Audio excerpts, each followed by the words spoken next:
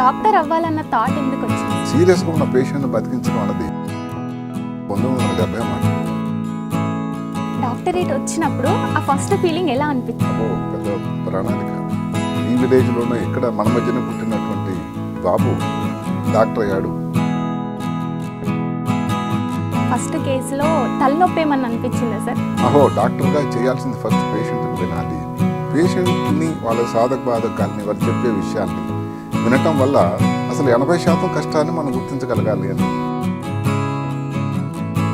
అంటే మీరు డాక్టర్ అవ్వడానికి మీ ఇన్స్పిరేషన్ ఇవ్వాలి సార్? ఆ రోజుల్లో ఆయన ఎక్కడో విశాఖపట్నంలో చదువుకొని రిలాక్స్ అవ్వడానికి మీరు ఏం చేస్తారు? అందరు మిత్రులందరూ అనుకునేవారు ఏ పార్టీకి రావు, ఏ గట్టు బెదిరికి రావు, ఎక్కడికి రావు.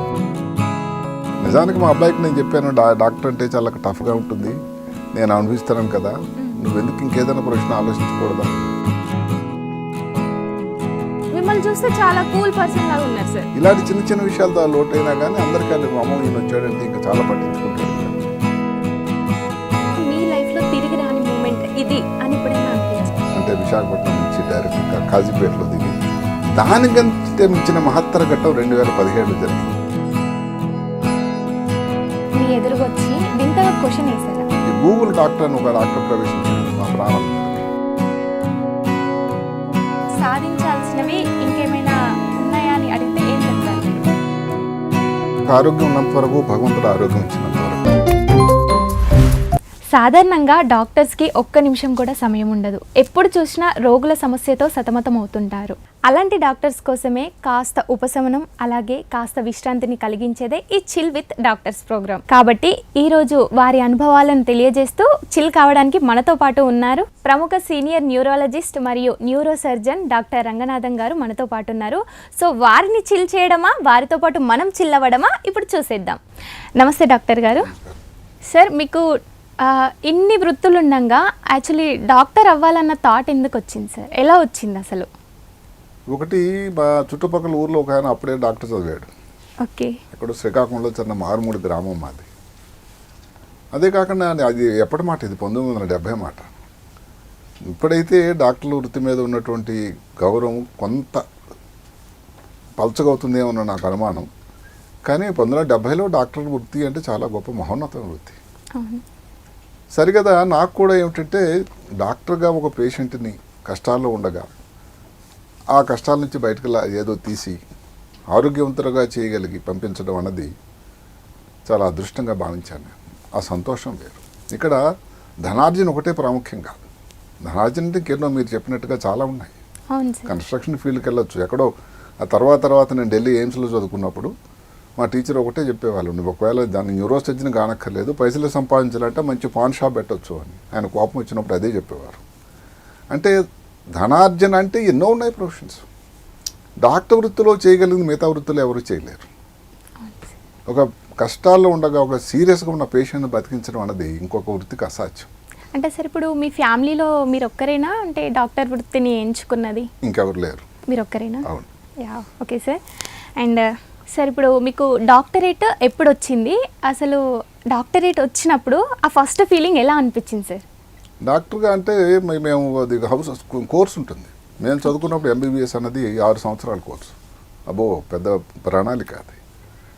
సో అది అయిన తర్వాత హౌస్ సర్జన్స్ అని ఉంటుంది. అది అయిన తర్వాత వచ్చేదాన్ని డాక్టర్గా డిగ్రీ మనకు వస్తుంది. సో అప్పుడు డాక్టరేట్ వచ్చినప్పుడు మీ ఫీలింగ్ ఏంటి సార్? అంటే సాధించాం ఇన్నాళ్ళకి. అది తర్వాత ఇంకా ముందు మెట్లు కనబడుతూ ఉన్నాయి ఆల్రెడీ నాకు. అప్పుడు ఫ్యామిలీ ఫీలింగ్ అంటే ఎలా అనిపించింది? అంటే మా ఫ్యామిలీ వాళ్ళందరూ, ఈ అబ్బాయి ఆ రోజు మొదటిసారి నేను మా విలేజ్కి వెళ్ళినప్పుడు ఆ సంతోషం, మా అబ్బాయి డాక్టర్ అయ్యాడు, ఈ విలేజ్లోనే ఇక్కడ మన మధ్యనే పుట్టినటువంటి బాబు డాక్టర్ అయ్యాడు, ఎంతమందికో మంచిగా సాయం చేస్తాడు, వైద్య విధానం చేస్తాడు. అప్పట్లో ఇంకా న్యూరో సర్జరీ అవుతానని ఇంకా అనుకోలే, కానీ ఏదో బాగా చేస్తాడు. ఎందుకంటే ముందు నుంచి కూడా స్కూల్ నుంచి కూడా భగవంతుడు, నేను బాగా నమ్మేటువంటి భగవంతుని దయవలన ఏమిటంటే చాలా చాలా బాగా చదవడం ముందు నుంచి అలవాటు. సో అందుకే అందరికీ దృష్టి ఉండేది, ఈ అబ్బాయి ఏదో ఒకటి చేస్తాడు బాగా అని. సో డాక్టర్గా చదివినప్పుడు అది చాలా సంతోషమైంది. అవును సార్. అంటే ఇప్పుడు మీరు ఫస్ట్ టైం హాస్పిటల్ వెళ్ళినప్పుడు ఫస్ట్ కేసు అనేది, అంటే పేషెంట్స్ వస్తారు కదా, ఫస్ట్ కేసులో తలనొప్పి ఏమన్నా అనిపించిందా సార్? అంటే ఆ పేషెంట్తోని కానీ అట్లా? లేదు, అది ఒక ఇంట్రెస్టింగ్ అనిపిస్తుంది. అంటే డాక్టర్గా వెళ్ళి చూసడం, పేషెంట్లు వాళ్ళ సాధక బాధకాల ఇబ్బందులు, ఎన్నాళ్ళ నుంచి ప్రాబ్లం, ఎక్కడో విలేజ్ నుంచి వస్తారు, ఆ తెలియని భాష, డాక్టర్ పూర్తిగా చెప్పిస్తే మనం తొందరగా నయమైపోతుందో అని ఒక ఆలోచన, పక్కన అటెండెన్స్ కూడా ప్రాంప్టింగు, అంటే అన్నీ చెప్పేస్తే ఇప్పుడు అందులోనే గవర్నమెంట్ హాస్పిటల్ ఆ రోజుల్లో నేనున్నది. గవర్నమెంట్ హాస్పిటల్ జనరల్గా ప్రజల అభిప్రాయం ఏంటంటే గవర్నమెంట్ డాక్టర్లు ఎక్కువగా సమయాన్ని కేటాయించరని, ఎందుకంటే ఎక్కువ మంది పేషెంట్లు ఉంటారు కాబట్టి అని. అలా కాకుండా చాలా ఓపికగా వినడం, మా టీచర్లను చూశాను, మహానుభావులు కొంతమంది ఉండేవాళ్ళు. అది చూస్తే అసలు అహో డాక్టర్గా చేయాల్సింది ఫస్ట్ పేషెంట్ని వినాలి. ఇప్పుడు చాలా చాలా ఈ ముఖ్యమైనటువంటి పరీక్షా విధానాలు వచ్చేసాయి. ఆ పర్సనల్ టచ్ అనేది కొంచెం తగ్గిపోతూ ఉంటుంది. అంటే మా డాక్టర్లు నాకంటే జూనియర్స్ కొంచెం అనుకున్నా కానీ చెప్పక తప్పదు. పేషెంట్ని వాళ్ళ సాధక బాధకాలని వాళ్ళు చెప్పే విషయాల్ని వినటం వల్ల అసలు 80% కష్టాన్ని మనం గుర్తించగలగాలి అని, అది శాస్త్రం. ఏదైతే మనం పరీక్షా విధానం తర్వాత ఏముంటుంది, ప్రాబ్లం ఉంది అని, జాండీస్ ఉందా లేకపోతే రక్తం తక్కువ ఉందా, మేమైతే న్యూరోసర్జన్గా కాలు వీక్ ఉందా, చెయ్యి వీక్ ఉందా అని చూస్తే ఇంకో 10%, పరీక్షలు 10%. అంటే ఏమిటి, 80% పేషెంట్ తాలూకు లక్షణాలని వాళ్ళ వివరాలను పూర్తిగా వింటే డయాగ్నోస్ చెప్పగలిగినటువంటి సామర్థ్యం ఉండాలంట డాక్టర్కి.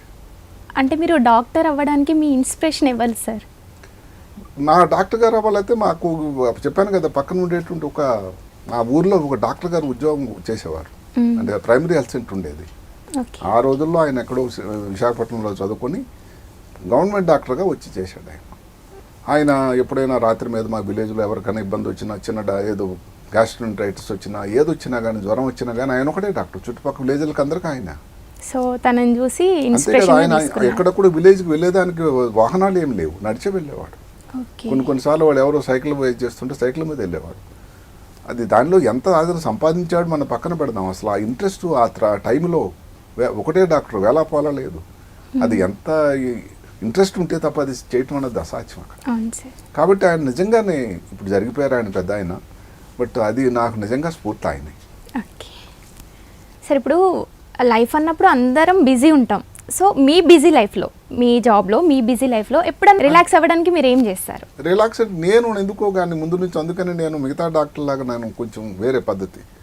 రిలాక్సింగ్ అంటే ఏమిటి, నాకు వృత్తి ఇంత ఇంటికి వెళ్ళి ఏదో కొంచెం తర్వాత ముందు నుంచి కూడా ఇలాంటి కార్యక్రమాలు కానీ, లేకపోతే ఎక్కడ న్యూస్ పేపర్లు కానీ, కొత్త చదవడానికి కానీ ఇలాంటి నాకు ఉత్సుకత. సో అదే నాకు రిలాక్సేషన్ అయిపోయింది. మిగతా కొన్ని ఏదైతే ఉన్నాలో వాళ్ళ పద్ధతులు ఉన్న వాళ్ళ మించే ఆలోచన నాకు ఎప్పుడూ లేదు, ఇప్పుడు కూడా లేవు. అంటే మీరు రిలాక్స్ అవ్వడానికి ఫ్యామిలీకి టైం ఇస్తుండే వాళ్ళ? డెఫినెట్గా.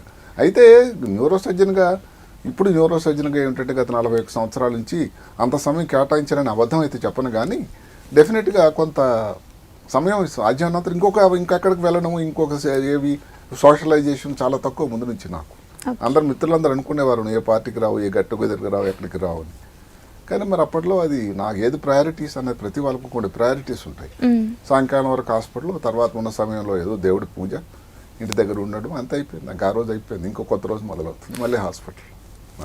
మీరు బిజీ లైఫ్లో, ఇప్పుడు అందరికీ బిజీ లైఫ్ ఉంటుంది కదా సార్, ఏదైనా ట్రిప్ వేసారా? అంటే బయటికి వెళ్ళడం కానీ, అట్లా ఫ్రెండ్స్తో కానీ, ఫ్యామిలీస్తో కానీ ఎంజాయ్ చేయడం? ఫ్యామిలీస్తో కొన్ని ట్రిప్పులు వేయడం జరిగింది. అంటే మా బాబు చిన్నగా ఉన్నప్పుడు తర్వాత ఆయన ఎంబీబీఎస్ వరకు వచ్చేసరికి అది కూడా తగ్గిపోయిందని విన్నారు. నిజానికి మా అబ్బాయికి నేను చెప్పాను, డాక్టర్ అంటే చాలా టఫ్గా ఉంటుంది, నేను అనిపిస్తున్నాను కదా, నువ్వెందుకు ఇంకేదైనా ప్రశ్న ఆలోచించకూడదా అన్నాను. మరి ఆయన కార్డియాక్ సర్జన్, నేను న్యూరో సర్జన్ అయితే కార్డియాక్ సర్జన్. సేమ్ ఢిల్లీలోనే ఎక్కడైతే నేను ఎయిమ్స్లో చదువుకున్నాను అక్కడే చదివాను. సార్ యాక్చువల్లీ మిమ్మల్ని చూస్తే చాలా కూల్ పర్సన్ లాగా ఉన్నారు సార్, చెప్పడానికైతే అది నిజం కూడా. సో మీకు ఎప్పుడైనా కోపం వస్తుందా సార్? వస్తే మీ ఫ్యాకల్టీతో ఎలా ఉంటారు, అప్పుడు ఏం చేస్తారు? కోపం అనేది ముఖ్యంగా 2 విషయాలు వస్తుంది. ఒకటి ఏమిటంటే ఓటీలో ఒక్కొక్కసారి మనం కొన్ని సన్నివేశాలు ఉంటాయి, జరగాల్సిన పద్ధతిలో జరుగుతూ ఉండదు. పేషెంట్కి ఏదో ఇబ్బంది వస్తుంది, బ్లీడింగ్ అవుతూ ఉంటుంది, పేషెంట్ బీపీ తగ్గిపోయింది, అనస్థీషియా వాళ్ళు వార్నింగ్ చేస్తూ ఉంటారు, డాక్టర్ గారు పేషెంట్ సిగ్గా ఉందని. ఆ టైంలో సిస్టర్ ఏదైనా ఇవ్వాల్సిన ఇన్స్ట్రుమెంట్ సరిగ్గా ఇవ్వకపోయినా కొంచెం చిరాకు పడడం సహజం. అదే కాకుండా సర్జన్గా అది కొంచెం చాదస్తాం అని, ఇంగ్లీష్లో అబ్సెసివ్ కంపల్సివ్ న్యూరోసిస్ అంటారు. అంటే ఈ వస్తువు ఇక్కడే ఉండాలి, ఈ పద్ధతి ఇలాగ ఉండాలి, ఈ కుట్టి ఎలాగ వేయాలి, శాస్త్రం ఎలాగ ఉండాలి, ఈ డ్రెస్సింగ్ ఎలాగ చేయాలని ముందు నుంచి ఒక పద్ధతి. అందులో ఏదైనా లోపించినా కానీ కొంచెం. అదే కాకుండా రౌండ్లో ఉన్నారనుకోండి, పేషెంట్కి ప్రతి చిన్న విషయం నుంచి నాకు ముందు నుంచి అదొక అలవాటు, అది నేర్చుకున్నాను ఆ గొప్ప ఇన్స్టిట్యూట్ ఎయిమ్స్లో. అంటే ఏంటి, పేషెంట్ పూర్తిగా సిక్గా ఉండడం ఒక పక్కన ఉండేటైతే చక్కగా షేవింగ్ చక్కగా నీట్గా ఉండాలి, బెడ్షీట్ నీట్గా ఉండాలి, గోల్ తీయడం అన్ని పద్ధతి ఉండాలి. అట్లాంటివన్నీ నేను చాలా పర్టికులర్. దానివల్ల కొంతమందికి చాలా ఇబ్బందికరంగా అనిపించవచ్చు, ఇందులో పర్సనల్గా ఏం లేదు, బట్ పేషెంట్ అన్నది ప్రాథమికంగా నాకు కాబట్టి ఇలాంటి చిన్న చిన్న విషయాలతో లోటైనా కానీ అందరికీ అమ్మో ఈయన వచ్చాడంటే ఇంకా చాలా పట్టించుకుంటాడు ఇవన్నీ. ఇప్పటికీ అదే పద్ధతి. ఇప్పుడు మీరు పేషెంట్స్ దగ్గర కానీ నర్సుల దగ్గర కానీ సిస్టర్స్ ఉంటారు కదా సార్ హాస్పిటల్, సో మీరు చిరాకు పడ్డప్పుడు వాళ్ళైతే ఏం సీరియస్గా తీసుకోలేదు కదా? ఎక్కువ మంది ఎవరు తీసుకోరు. 41 సంవత్సరాల ప్రస్థానం ఇలాగే నడుస్తూ ఉంది. అయితే ఏంటంటే వాళ్ళందరూ తర్వాత గ్రహించేది ఏంటంటే ఇది కావాలని ఏదో ఒక పర్సనల్గా ఏదో కాదు, ఇది పేషెంట్ అన్నది అతను ప్రైమరీ కాబట్టి పేషెంట్ కోసం అన్ని ఇప్పుడు మాటగా అన్ని చక్కగా ఉన్నాయనుకోండి ఒక ఫలానా పేషెంట్ దగ్గర, అక్కడ చిరాకు పడాల్సిన అవసరం లేదు కదా. ఎక్కడైతే సరిగ్గా మన ప్రకారం ఏదైతే ఉండదో దాంట్లో కొంచెం ఇదే లేదు, బెడ్షీట్లు సరిగ్గా లేదు, ఇదివే ఇంకేం పెద్ద పెద్దవి ఏముంటాయి చెప్పండి. నేను వాళ్ళందరూ నర్సులు కాబట్టి వాళ్ళ నుంచి ఎంతకన్నా ఇంకా ఎక్స్పెక్ట్ మనం ఏం చేస్తాం? వైద్యం ఉన్నది నేను చేస్తాను, చూసుకుంటాను, ఇబ్బందులు వస్తే నేనే ఫేస్ చేస్తాను, చెప్పాల్సింది నేనే చుట్టాలకి. వాళ్ళు ఏమిటంటే పేషెంట్గా హాస్పిటల్ ఉన్నంత వరకు వాళ్ళ ధర్మం ఓ చక్కగా నీట్గా పేషెంట్ ఉంచేటువంటి ధర్మం. సరే, ఇప్పుడు అందరి లైఫ్లో తిరిగి రాని మూమెంట్ అనేది ఉంటుంది కదా, అలా మీ లైఫ్లో తిరిగి రాని మూమెంట్ ఇది అని ఎప్పుడైనా అనిపించింది? ఓ తప్పకుండా. ఒకటి నాకు 1981లో ఎయిమ్స్ న్యూరో సర్జరీ సీట్ రావడం. ఓకే. అది ఎప్పుడు అంటే కరెక్ట్ డిసెంబర్ 81. విశాఖపట్నం నుంచి చాలా మంది వెళ్ళారు ఎగ్జామ్ వెళ్ళా, మా క్లాస్మేట్లు అందరూ. అప్పుడు ఆ ఏపీ ఎక్స్ప్రెస్ ఉండేది, అంటే విశాఖపట్నం నుంచి డైరెక్ట్ కాజీపేటలో దిగి ఢిల్లీ వెళ్ళడం, ఎగ్జామ్ ఢిల్లీలో రాయాలి, ఫస్ట్ టైం ఢిల్లీ వెళ్ళడం. సో కొంతమంది మిత్రులు అడిగారు, స్వీట్ ఒకటే ఎయిమ్స్లో అప్పుడు 5 సంవత్సరాలు కోర్సు, అంటే ఎంబీబీఎస్ తర్వాత 5 సంవత్సరాలు. సో ఒకటే సీట్ ఉంది, నీకు ఎట్లా వస్తుందని నువ్వు ఒక్కడ ఆ సీట్కి రాస్తున్నావు అని. ప్రయత్నం చేద్దాం, రాకపోతే దాని సంగతి ఎలా ఉంటుంది. ఆ సీట్ వచ్చింది. ఆ సీట్ వచ్చిందని ఆ లిస్టులో ఇప్పుడులాగా ఇంకా అన్లైన్లు గట్టు కావప్పుడు ఇంకా లిస్టు పెట్టేవాళ్ళు ఎయిమ్స్ ప్రాంగణంలో. అది చూసినప్పుడు ఇంకంతకన్నా సంతోషం జీవితానికి ఏంటి. దానికంటే మించిన మహత్తర ఘట్టం 2017లో జరిగింది. ఏదైతే మా అబ్బాయికి ఎయిమ్స్లో సీట్ రావడం, దానికంటే మించిన సంఘటన. ఇప్పుడు నేను ఎయిమ్స్లో సీట్ వచ్చింది సరే, మా అబ్బాయికి కూడా ఎయిమ్స్ అదే బిల్డింగ్లో, అతను కూడా చదవడం, నేను 1986లో అదే బిల్డింగ్లో చదువుకున్నామంటే 2017లో అక్కడ చదవడానికి ఆ భగవంతుడు అవకాశం కల్పించాడంటే, సో నేను అనుకున్న భగవంతుడా నాకు అవకాశం ఇచ్చావు, మా అబ్బాయికి కూడా ఇక్కడే చదవడానికి అవకాశం ఇచ్చావు, ఎందుకన్నా సంతోషం ఏముంటుంది. అంతే సార్. సార్, ఇప్పుడు మీరు హాస్పిటల్ వెళ్ళినప్పుడు అక్కడ పేషెంట్స్ ఉంటారు కదా, చాలామంది ఉంటారు. సో పేషెంట్లలో వింతగా విడ్డూరంగా ఎవరన్నా అనిపించారా మీకు? అంటే మనం చెప్తే వినకుండా విన్న పేషెంట్లు ఈ మధ్యకాలంలో శాతం పెరిగింది.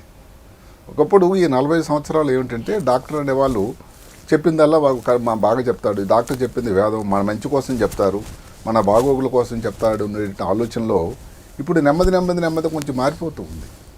చెప్పిన తర్వాత కూడా వాళ్ళ సొంత నాలెడ్జ్లు. ఈ గూగుల్ డాక్టర్ అని ఒక డాక్టర్ ప్రవేశించాడు మా ప్రాణాల మీదకి.